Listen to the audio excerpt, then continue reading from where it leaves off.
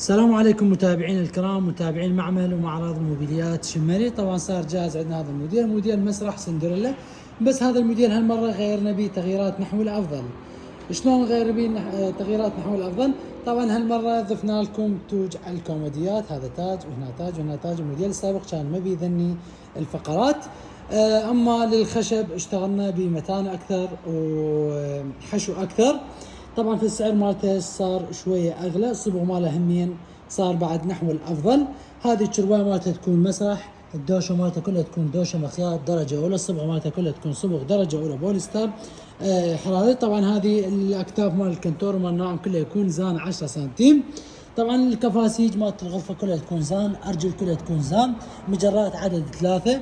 هذه الابواب 2 تحتوي على رفوف 2 مشتركين بهذه الصوره. طبعا التاج ماله همين يكون زان. هذه كذلك همين نفس الخانه الاولى اللي شرحت لكم عليها، همين يكون هنا رف. وين مشتغل لكم اياه؟ هذه الكوميدي الاضافي يكون بهذه الصوره. طبعا وهذا الميز ماله يكون مسرح، هنا همين يكون 2 رفوف مشتغل لكم اياه، هنا 4 متجرات و2 ابواب مثل ما تلاحظون الصبغه مالتها. نجي على باقي التفاصيل ونشوفها. طبعا هذه الزاويه مالتها والكنتور. عرض الزاوية تكون 120 بارتفاع الكنتور 275. أما عرض الكنتور يكون 3 أمتار و65 بارتفاع الزاوية 275. أرجع وأنوه أكتاف الكنتور، والغرفة كلها يكون زان 10 سنتيم.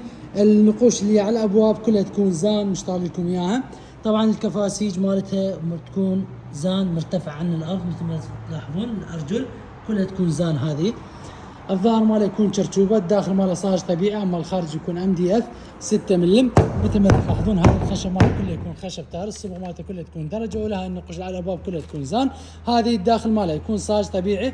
القواعد كلها تكون بلوك، قفايز تقدر تنقل بالغرفه الرماده شريطيه على طول الباب مشتغل لكم اياه. نيجي على الخانه بالوسط ونشوفها. الخانه بالوسط تحتوي على 4 ابواب مقطوعات بالنص، مجرات عدد 2 جوا. نفتح الخانه بالوسط، هذا يكون هنا عندنا رف مشتغل لكم اياه، وهنا يكون قاطع مثل ما تلاحظون، هذا قاطع وهنا يكون رف، يعني تقدر تقول 3 رفوف بالوسط. اما الخانه هاي يكون رف وبوري تعلاقه مشتغل لكم اياها، هذه بهذه الصوره رف وبوري تعلاقه.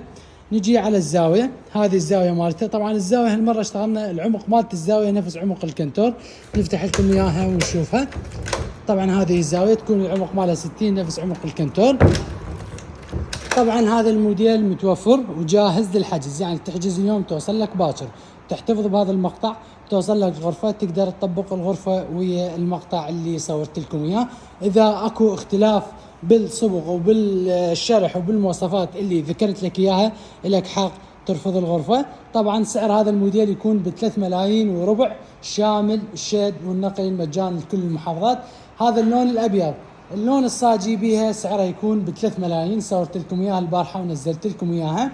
هذا اللون الابيض سعره ب3 وربع، اما اللون الصاج سعره يكون ب3 ملايين فقط شامل الشد والنقل مجاني لكل المحافظات. شغل هذا الموديل عراقي 100%، والصبغ ماله كله يكون درجه اولى. انتظرونا موديلات جديده راح تنال اعجابكم. العنوان واسطه العزية شارع العام، ومجاور محطه وقود الدرزي. انه خدمه الشد والنقل مجاني الى جميع محافظات العراق. انتظرونا موديلات جديده راح تنال اعجابكم.